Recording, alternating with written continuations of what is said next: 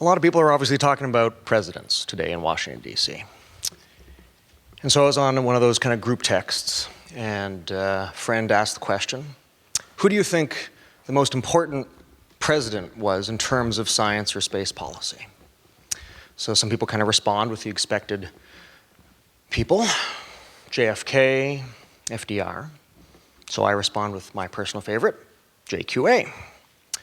And I get a few quizzical responses in return and a few question marks because, of course, it's not at all obvious at first glance what contribution John Quincy Adams made to the American space community and its institutions today.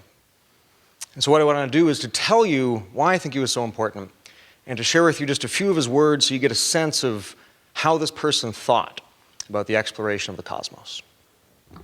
So John Quincy Adams was obviously the son of John Adams, second US president, and he grew up in Europe when his father was over there as an ambassador, and there he developed a lifelong passion for astronomy. And it was a passion that he carried through his entire career to the US Senate, to the Secretary of State position, where he in fact wrote the Monroe Doctrine, and ultimately to the US presidency.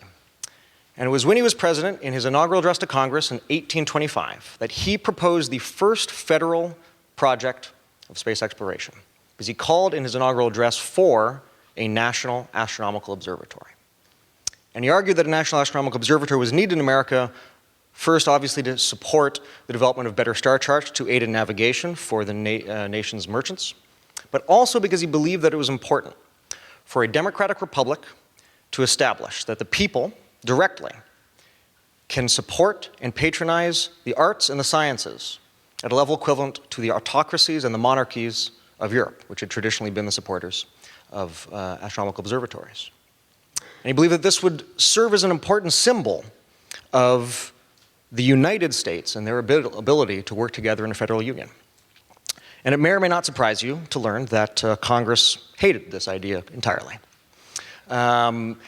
It seemed that it was encroaching on education, which was a states' rights issue, and of course the enthusiasm for an appropriation for an astronomical observatory of significant size in 1825 was not very high.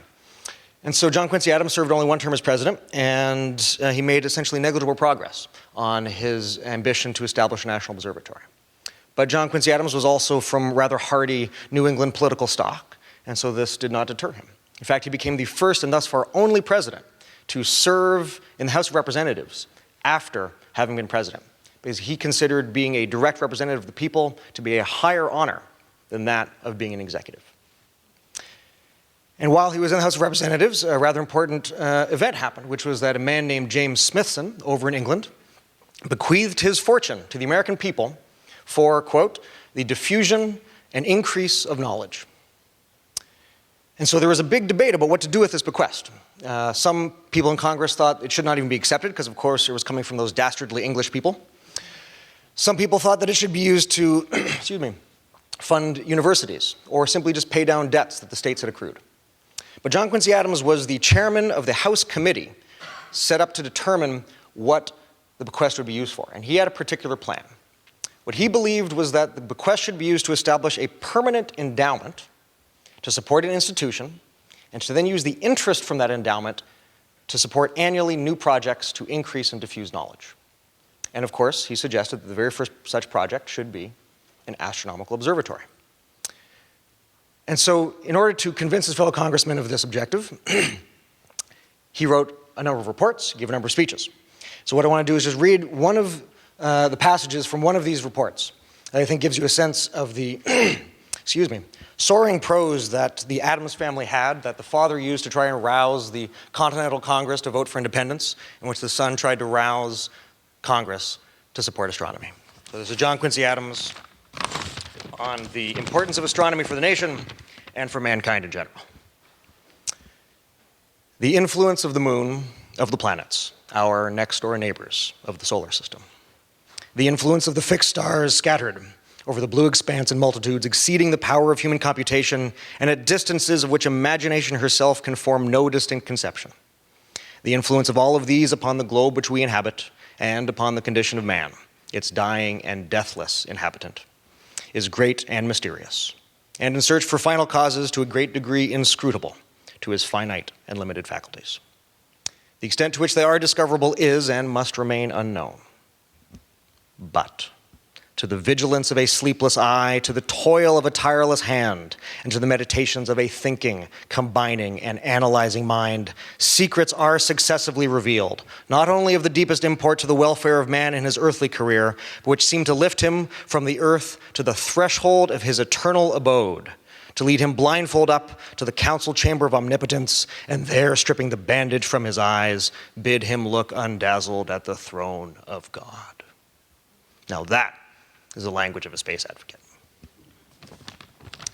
And even though he did not convince his fellow congressmen to support the use of the bequest for an astronomical observatory, he did convince them of his general plan. And so a bill was passed and signed into law that created the Smithsonian Institution, which was a permanent institution dedicated to the increase and diffusion of knowledge.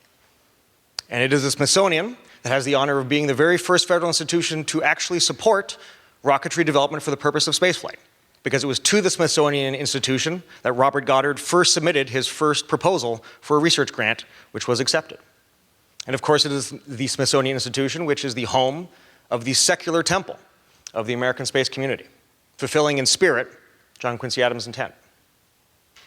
So the next time that you are in the National Air and Space Museum, or the next time that you simply marvel at the fact that John Quincy Adams ended up being right, that in fact the American people, through their taxes, are the single largest patrons of space exploration in the history of the world, then give a thought to the fact that the seeds for these institutions and this culture was planted not recently or in the Cold War, but over 175 years ago, and that some of these seeds were planted by John Quincy Adams.